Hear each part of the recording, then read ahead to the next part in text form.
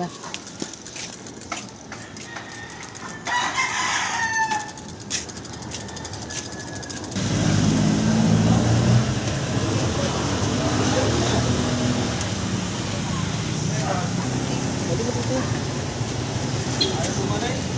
Ayos ko lang kayo break. Ha?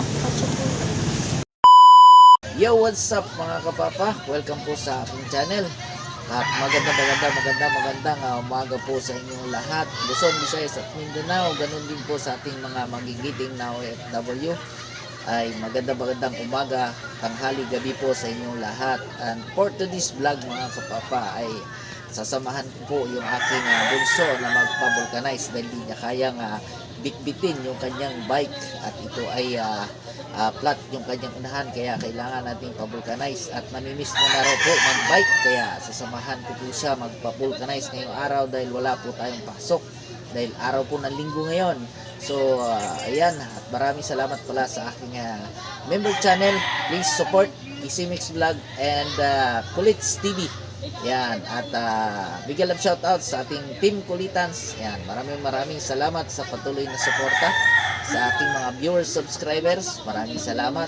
At sa mga bago pa lamang, please don't forget to like, subscribe at pakihit nyo na rin po ang notification bell upang ma-update po kayo sa mga susunod pa nating video. So tara mga kapapa, samahan nyo po kami at magpapavulcanize tayo. Let's go!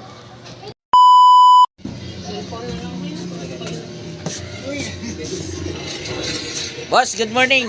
Ano, magpapavulcanize na tayo? Ha? Samahan kita. Tara. Ano, pavulcanize na natin. Wala ka bang lakad? Babay ka? Oh. Yan, good morning Kulot. Si Kulot, ayan po si Kulot. Good morning Kulot.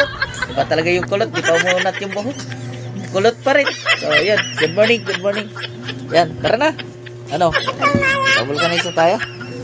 Oh, tara. Tayo. So ito na mga kapapa, at yung bunso ko muna gagamit ng bike ko, at yung bike niya ako na muna magdadala dahil nga flat ito, at ito ay kailangan itulak ko ito hanggang dun sa may vulcanizing shop. So tara mga kapapa at samahan niyo po kami at magpa-vulcanize po tayo. Let's go!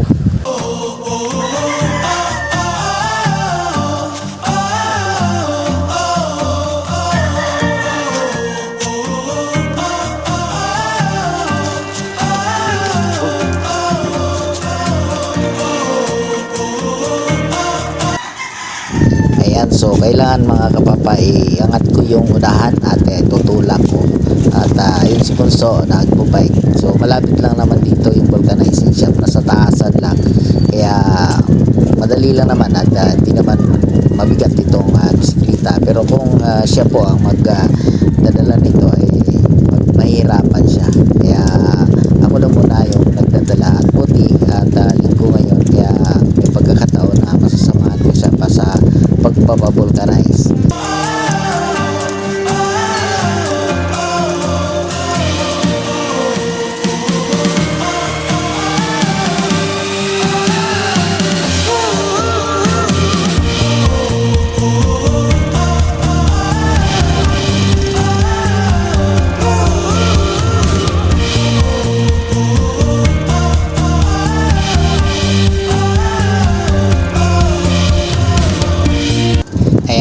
Kapapa, at natatanaw na natin yung highway, at nandyan lang sa tawiran na yan yung vulcanizing shop.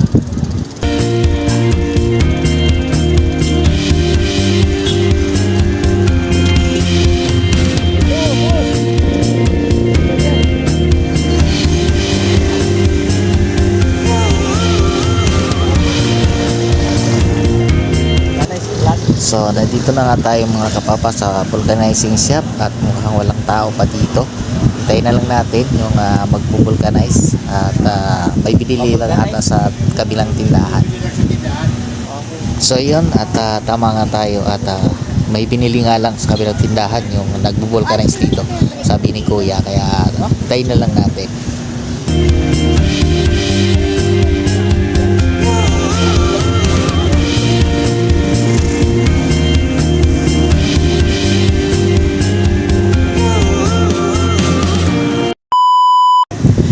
So So ayun mga kapapa, at ginagawa na ni Kuya ang pagbubulkanize ng bisikleta ni Bonso.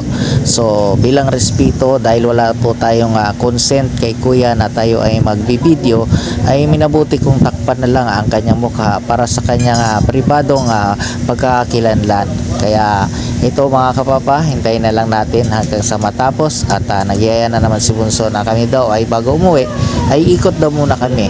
Iikot daw muna kami para ma-exercise naman daw po yung aming mga katawan. Iyon nga lang ay alas 10 na ng umaga at ang tindi na ng sikat ng araw. What?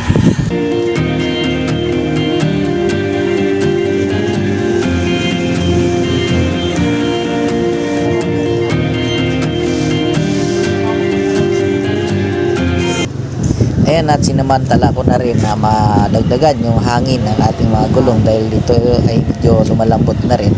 So para mas maganda at hindi gaanong mabigat yung ating pagpapadyak.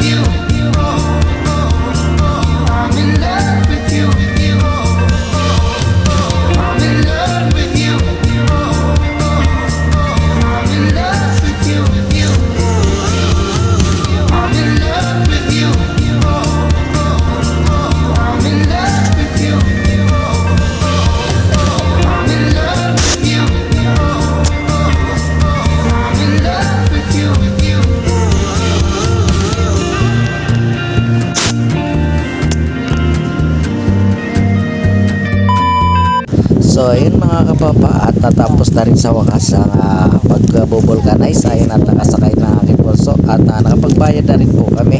So ito, at nagyaya na siya at excited na talaga siya na kami ay makapag-bike ngayong araw na to. So tara mga kapapa, samahan niyo po kami, let's go!